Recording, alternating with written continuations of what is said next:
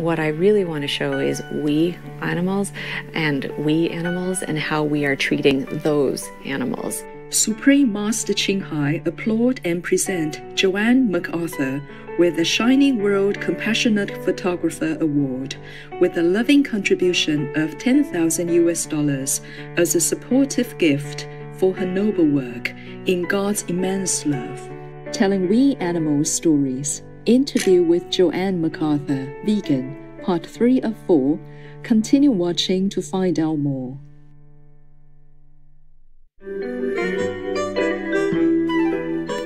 Bonjour, téléspectateurs sacrés, means hello, saintly viewers in French. I am Alfred.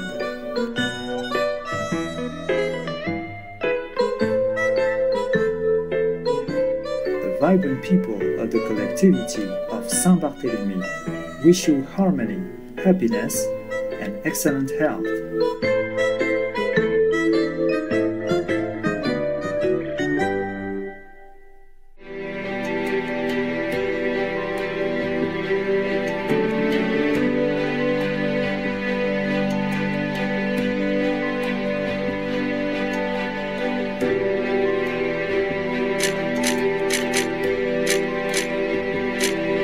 Welcome to part 3 of this 4-part series entitled Telling We Animals Stories, interview with Joanne McAthur, vegan. Joanne McAthur is a Canadian award-winning photojournalist, human educator, animal rights activist, and author. She is also the founder of the We Animals Project, a photography project documenting human relationships with animals. As we continue our interview with Joanne McAthur, she shares some tips on how photography can help people see other animals from a different vantage point. Something that we often do when we're photographing animals is we photograph them from the human eye vantage point, and often from quite far away. And so we often get these typical images that we see all the time that don't convey enough about the animal's experience or who they are. And so one of my main bits of advice for people who are photographing animals who want to show them or bring out the individual is to get down. Usually, often animals are smaller than us, so to get down and to get close and just to be patient and stay still and let them come to you and let them express their curiosity about you. And then you will be able to photograph something of that animal that is more about them and less about us looking down at them. What I really want to show is we animals and how we are treating those animals.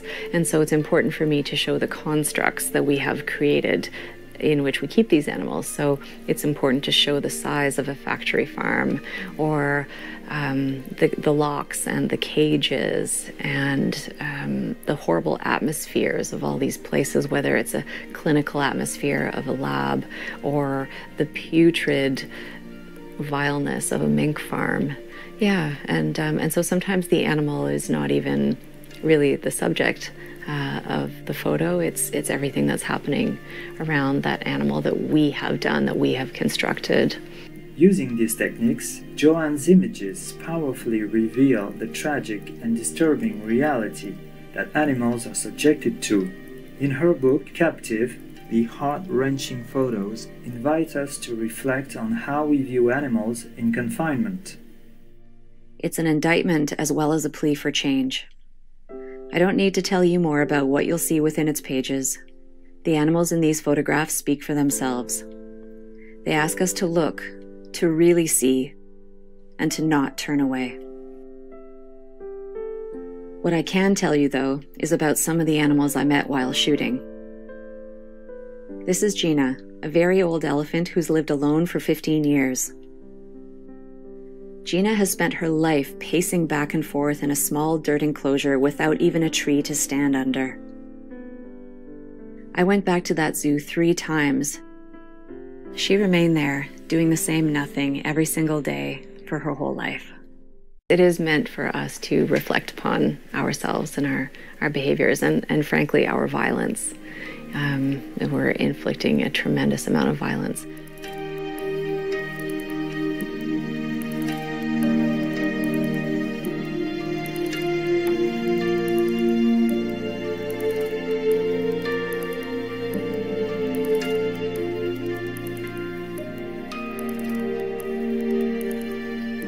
I think that in order to capture those kinds of images that show the loneliness or the fear, you have to stick around a little while. You have to, or a long time, not just a little while. But for example, some of the zoos that I visited for a captive, I went back to the same exhibits for days, and I would spend hours observing the repetitive behaviors of an elephant, for example. There was this one monkey who had this beautiful display of swinging over and over, and people were just amazed by it. But then when you stay more than 30 seconds, you see that the monkey is doing the exact same movement, and then for hours, and then for days, you know? And we don't know that. So it's for me not only to photograph, but to write about and to talk about. This is Miko Luka, a baboon who was kept alone in a terribly small enclosure. I let him groom my hands and arms, but when I left, he moved around frantically, asking me not to leave. I went back to see him 4 times that day, and he was so happy that someone was socializing with him, just giving him attention. Of course, though, I had to leave eventually. The memory of him with his fingers clasped around the bars as he strained to watch me leave is something I will never forget.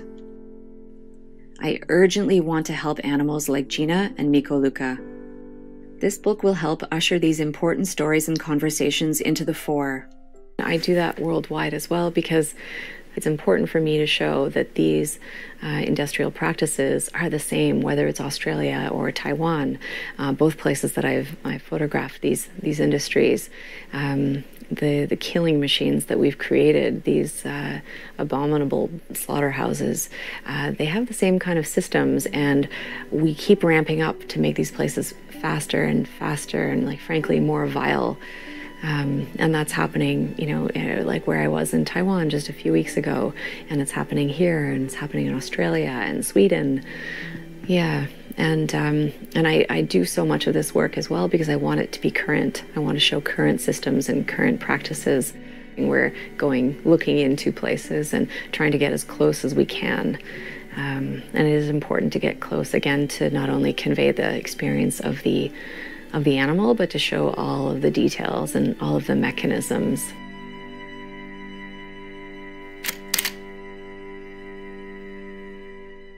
Let's take a few moments to pray for the well-being of these loving animals and our planet, a truly precious life-giving home for humans, animals, and plant life. We'll be right back here on Supreme Master Television.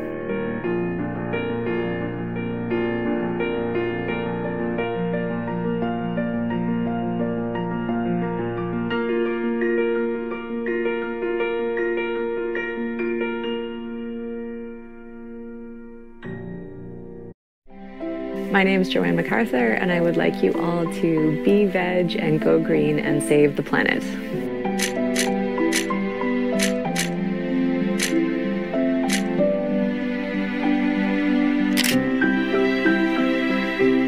Welcome back to Telling We Animals Stories.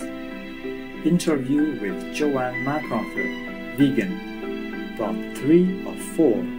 During her photojournalist work, Joanne McAthur has traveled around the world and witnessed many horrific scenes of how people treat animals. I've just finished 3.5 weeks of intensive investigations in Thailand and Taiwan, and what I found there is that all of these farms that I went to, the people who worked there or who owned them were so, and this is worldwide as well, so removed from the animals who are considered products, or they're considered inventory. Like when I was photographing in the North Carolina floods just a few months ago, the loss of animals, millions of animals who drowned in those floods, were considered a loss of inventory. And what I found in Taiwan is that they have these, big factory farms, and the animals they don't even see them. They're completely invisible. The point is that the ducks are laying eggs, or the quail are laying these tiny little eggs, and no consideration for the animals whatsoever, who are cramped in increasingly tight conditions, and the stress that they exhibit so obviously to me was really, really frightening and awful. But to the people showing us around, it's absolutely nothing, you know, it's all part of a day's work. It's just, yeah. So that is very, very striking. And it's really interesting to be in a place where I see something so very differently than the people who are working there.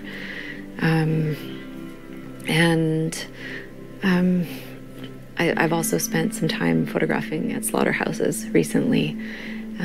It's really something to be there so close up to the suffering again, where it's just routine for the people there.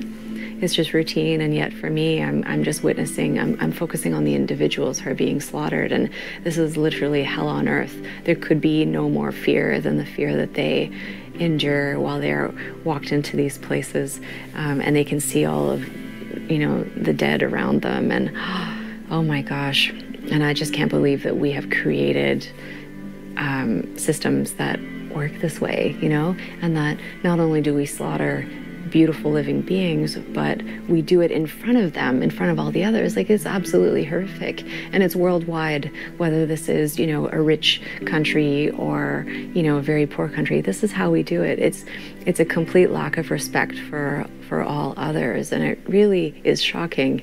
And that's why, unfortunately, I have to keep getting up close to the slaughter, so that we can all see that this is really how we're doing it. It's awful.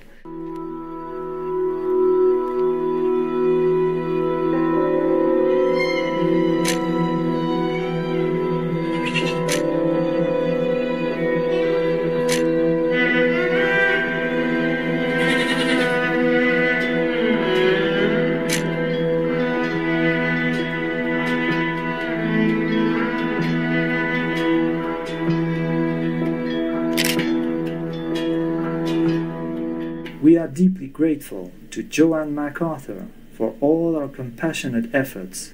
God bless you, Joanne, and may you be protected as you continue your important work to save the animals from suffering.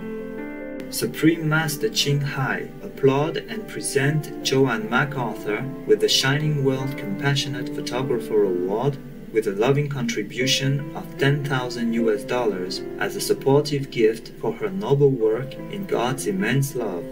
Supreme Master Ching Hai is deeply grateful to the beloved God for all the financial help, comfort, and support to the afflicted and needy, and or any good cause over the years, as a humble vessel for hers, neutral term for his or hers, compassion and love toward his precious children. For more information on Joanne McAthur, please visit joannemacAthur.com. Loving viewers, thank you for your company today.